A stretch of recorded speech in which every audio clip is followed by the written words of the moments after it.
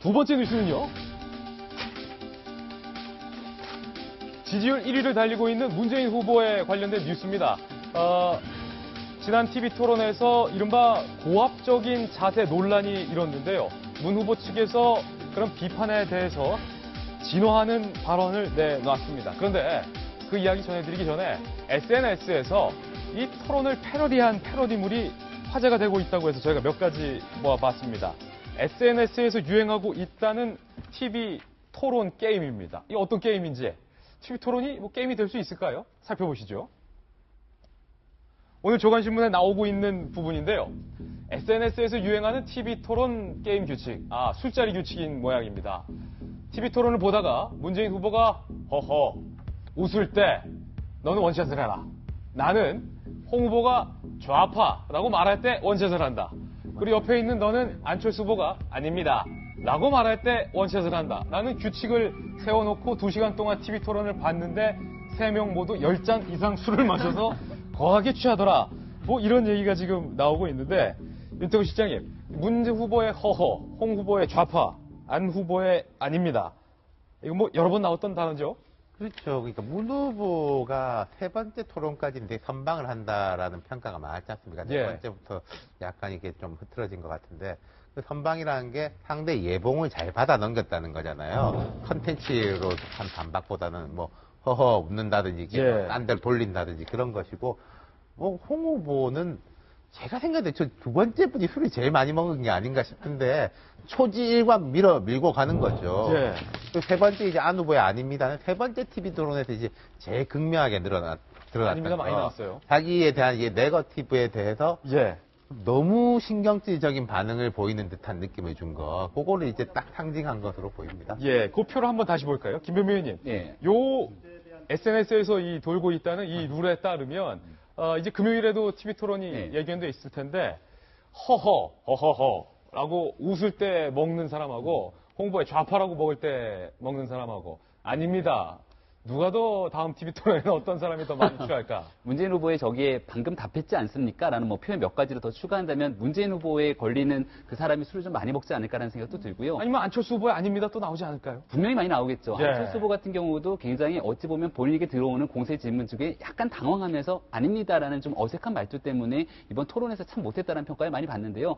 아마 저 같은 세 가지 내용들을 보고서는 후보들 입장에서 얼마나 당혹스럽습니까? 그게 나도 모르게 내가 하고 있는 이 습관적인 말투들이 툭툭 튀어나오는 거거든요. 근데 이거를 의식하면서 이번 토론에는 이렇게 얘기하지 말아야지 하고 토론에 임하게 된다면 말이 더 꼬이기 시작할 건데 아마 후보들 입장에서 굉장히 난망한 상황이 아닐까 생각됩니다. TV 토론 패러디물이 또 있습니다. 저희가 이번 출력물로 한번 준비를 해봤는데 뭐 이 패러디물이 나온다는 건 각 후보에 대한 그만큼의 애정이 높아지고 있다는 반증이기도 한데요. 과연 이번에 어떤 패러디일지 직접 살펴보시죠. TV 토론 패러디인데 지난번 문재인, 유승민 두 후보의 대화를 갖고 패러디를 한 겁니다. 원포인트 패러디입니다. 먼저 유승민 후보가 문재인 후보에게 가상으로 물어본다는 겁니다. 문 후보님 삼겹살 좋아하십니까? 라고 묻자 문재인 후보가 삼겹살은 지방이 많고 서민 음식입니다. 그러니까 삼겹살을 좋아하시냐? 라고 다시 묻으니까 자세한 건 요리사한테 물어보시죠. 이명박근혜 정부 때 AI만 없었으면 이라고 뭐 대답을 할 것이다. 뭐 웃지 못할 그런 패러디인데 또 하나 있습니다. 유승민 후보가 빵은 무슨 돈으로 사냐? 그러자 문재인 후보가 이미 여러 차례 답변 드리지 않았냐? 더 토론하고 싶으면 저희 제빵정책위원장이랑 토론하시라. 요게 SNS에서 지금 패러디가 되고 있다는 것인데 문 후보의 정책본부장이랑 토론하라라는 일종의 고압 발언 논란에 대해서 문재인 후보 측에서 이런 해명 발언을 내놨습니다. 먼저 문캠의 진성준 전 의원의 발언입니다. 살펴보시죠. 홍 후보와 유 후보가 똑같은 문제 제기를 하도 반복하는 것에 대해서 후보가 다소 짜증이 났던 것 같다. 문 후보가 좀 짜증이 났던 것 같다. 그러면서요. 문 후보는 재원 마련 방안에 대해 당과 선대위가 해당 자료를 다 공개했다고 생각했고 그런 면에서 실무진의 착오도 있었다. 뭐 이렇게 얘기를 했습니다. 그리고요. 문재인 후보의 비서실장인 임종석 비서실장도 얘기를 했는데요.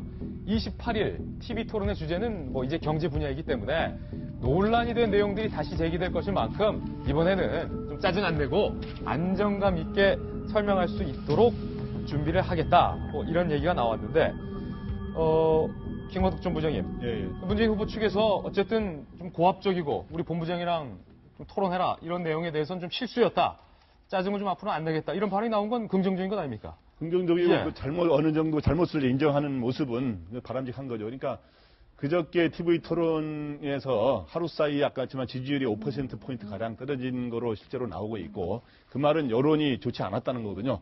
그날 바로 핵심은 뭐냐면 정책본부장한테 물어보라 하고 또 입으세요 이렇게 하는 게 결국에는 지금 당선 가능성이 가장 높고 불과 2주일 후에는 대통령으로 취임할 가능성이 높은 그런 데서 나온 고압적인 자세가 아니냐라고 하는 일부 예. 있는 건 사실입니다. 그래서 그런 것에 대해서 지금 또 어저께 그냥 대충 넘어간 게 아니라 워낙 홍준표 후보와 유승민 후보가 계속 반복적으로 노무현 전 대통령을까지 거론하면서 반복적으로 그런 질문을 하니까 예. 다소 짜증이 난 거다. 이해해달라. 앞으로 자세히 설명할 것이다. 이렇게 하는데 제가 보기에 그 다음 TV 토론에서는 문재인 후보는 그래서 하하 이렇게 할 여유는 그런 것보다는 자세히 좀 그런 것 여유를 보이는 것도 중요하지만 예.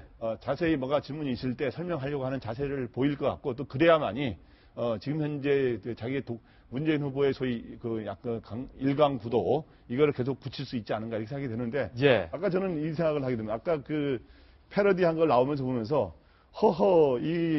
요런 이 게임은 굉장히 문재인 후보한테 도움이 되는 이런 게임이에요. 이거. 도움이 되는 게임이다. 예. 왜냐하면 예. 그만큼 문재인 후보가 1, 2, 3차 TV 토론에서 뭔가 강자로서 여유를 보이는 태도를 보였다는 거예요. 허허하하를 했다는 거는 여유를 보이는데 4차 토론에서는 이런 자세를 보이지 않고 다른 말을 했다가 논란이 된 거고. 예. 그런데 아까 말한 지금 그 삼겹살 패러디 같은 거는 바로 이거는 좀 문재인 후보한테 좀 불리한 또 패러디가 아닌가 저는 이렇게 생각이 됩니다. 우리 제빵 요리 기술사한테 한번 물어보세요. 라는 식의 답변이 나와서는 안 된다.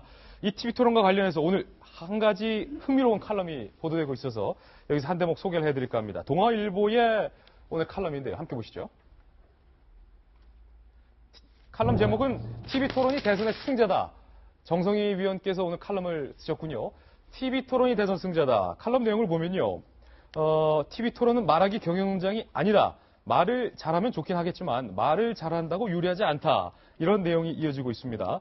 그러면서 TV 토론 무용론에도 불구하고 이번 TV 토론을 통해서 문재인 후보의 오만, 홍준표 후보의 바닥, 안철수 후보의 집착, 유승민 후보의 까칠함, 심상정 후보의 막무가내 기질을 충분히 보았다. 이것으로 충분하다. 뭐 이런 내용이 나왔는데 앞서 봤던 TV 토론 시청자들은 뭐 다 알고 있다. 이런 의미시죠? 이번에 이게 TV 토론이 네 차례가 있었죠. 네 차례가 있었는데 지금 아까 그 김광석 부장이 말씀하셨겠지만 하신 적 있지만은 사실 TV 토론을 보고서 지지 후보를 바꾸는 거는 과거에는 없었습니다. 이번에 좀 달라요. 바로 다음 날의 지지율에 바로바로 효과가 반영되고 있습니다. 그래서 이제 미디어 효과인데 이게 이제 굉장히 강한 이유는 아무래도 우리가 이제 박근혜 대통령 탄핵 사태를 겪으면서 유권자들이 이번에 정말 제대로 뽑아보자 이런 것이 굉장히 강하니까 TV를 열심히 보는 것 같고 소위 말해서 이제 정책 토론이란 건 없었습니다. 그럼에도 불구하고 본인의 이념적인 위치가 어디에 있느냐, 그다음에 본인의 품성, 자질 이런 것은 충분히 드러났기 때문에 그런 영향이 있는 것 같습니다. 그래서 이번에 남은 두 번의 TV 토론도 아마 지지율에 저는 상당한 영향을 미칠 걸로 보고 있습니다. 예, 사실 유승민 후보와 문재인 후보가 지난 TV 토론에서 맞붙었던 가장 인상적인 순간 중에 하나가 81만 개 일자리를 문재인 후보가 만들겠다라는 대표적인 공약,